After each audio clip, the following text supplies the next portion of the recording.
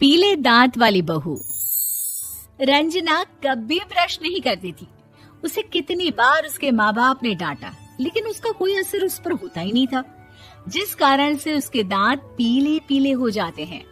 शादी के बाद। अरे बहू, वैसे तो तुझ में कोई कमी नहीं है, पर तेरे दांत इतने पीले कैसे हैं बेटा? कैसे मतलब? कोई सर्जरी थोड़ी ना कराई है। वो तो क्या नाम, मैं ब्रश नहीं करती थी तो पीले हो गए। अब क्या करूं? आप कहें तो लाल करवा लूं या फिर काले? यार ये क्या है, क्यों माँ से लड़ रही हो? लड़ रही हूँ? अरे मैं लड़ रही हूँ या ये बोल रही है कि दांत पीले हैं, पीले। अरे तपस्या थोड़ी ना की है इन्हें पीले करने के लिए।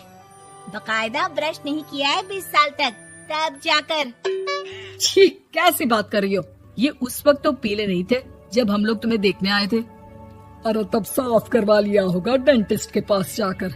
अब देखो कैसे पीले पीले लग रहे हैं। रंजना सास की तरफ गुस्से से देखती है। फिर शुरू हो गई पीले पीले पीले। अरे पीले तो तब भी थे जब मेरे हाथ का रसगुल्ला उड़ा उड़ा कर खा रही थी और बोल रही थी, लड़की नहीं गुणों का खजाना दे रहे भाई साहब। खैर, अब वो लोग करते भी तो क्या करते, पीले दांत वाली बहू पल्ले पड़ी थी तो झेलना तो था ही। एक दिन कीर्तन में रंजना गाना गा रही थी। अरे कमला बहन, माँ का द्वार है, यहाँ तो सब शुद्ध होकर आते हैं, फिर अपनी बहू को ब्रश भी नहीं करवाती तुम। दूर से पीले पीले दांत भक्ति में बाधा उत्पन्न कर रहे हैं। अरे कोई 2 साल के बच्ची थोड़ी ना लेकर आई हूँ मैं बहू बनाकर। अच्छी खासी लड़की है, अरे कैसे करवाऊं ब्रश? ये तो उसे खुद करना चाहिए ना। अब माँ बाप तो इसके जैसे तैसे निपटा दिए, ये नहीं सोचा कि सास कैसे संभालेगी।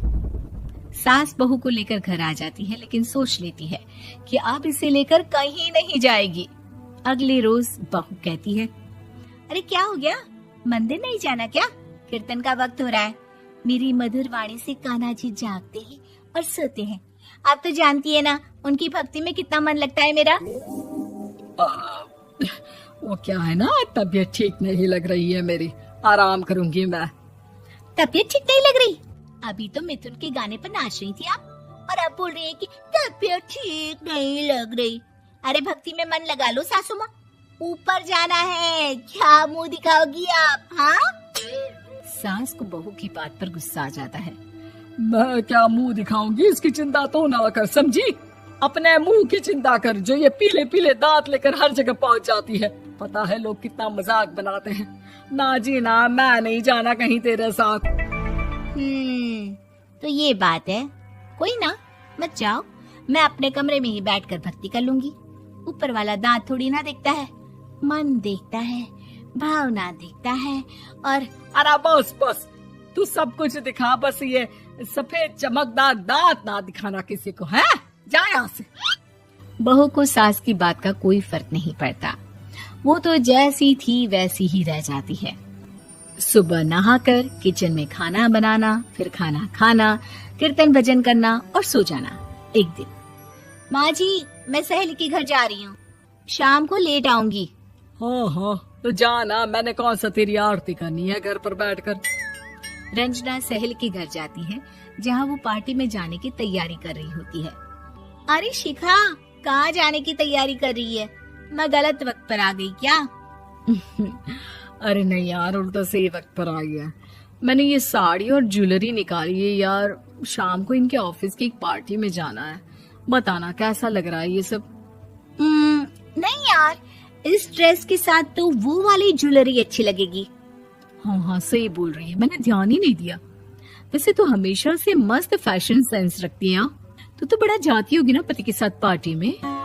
रंजना कुछ नहीं बोलती, बस सोचती है कि यार काश ये बात सही हो जाती, पर मैं क्यों नहीं जाती पार्टी में? क्या इन लोगों की कोई पार्टी होती नहीं होगी? रंजना घर आती है और रात में पति से सवाल करती है, एक बात बताइए, आप मुझे किसी पार्टी में क्यों नहीं ले जाते? क्या आपके यहाँ ऑफिस में पार्टी नहीं होती? पति बेचारा क्या कहता कि दांत पीले हैं तुम्हारे इसलिए।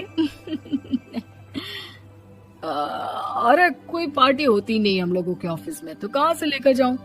और मार्केट, मॉल, कहीं वीकेंड घूमना, कहीं तो। अरे यार सारे हफ्ते में एक छुट्टी मिलती है, तो सोचता हूँ कि आराम ही कर लूं। क्यों? रंजना मन मार के रह जाती है। पहले कभी सास के साथ मंदिर जाया करती थी, लेकिन वो भी सास ने ले जाना बंद कर दिया। घर बैठी बैठी रंजना बोर हो जाती है। तभी उसे आइडिया आता है और वो मायके जाने का सोचती है। सासू माँ, 2 दिनों के लिए मम्मी के घर जा रही हूँ। अच्छा अच्छा ठीक है, आराम से जा। और हाँ, माँ से कुछ अच्छी आदत सीख कर आना कि कैसे शरीर के हर भाग की तरह दांतों की सफाई भी जरूरी होती है, समझी? शुरू हो गई ना आप।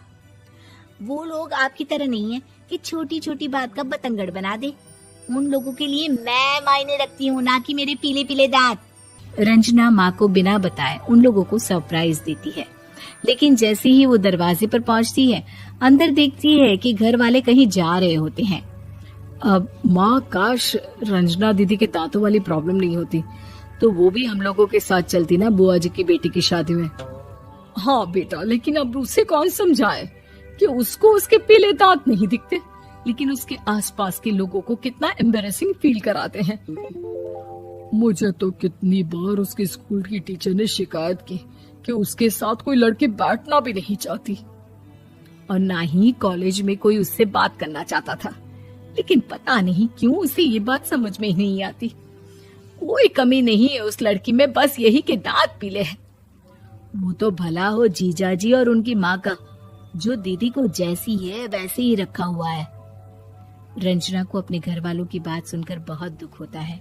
वो सोचती है कि वो क्या करे, लेकिन फिर वो सीधा डेंटिस्ट के पास जाती है, अपने दांत चमकाती है और कसम खाती है कि वो रोज ब्रश करेगी। अरे क्या हो गया?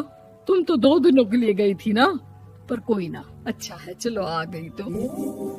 रंजना सास के सामने आकर खड़ी हो जाती है और पूरी स्माइल करती है, उसके चमकदार दांतों को दिखाती हुई। हैं? चले मंदिर। माँ, मुझे माफ कर दीजिए, मैंने आप लोगों को बहुत एम्बैरेसिंग फील करवाया। मैं आज से रोज ब्रश करूंगी।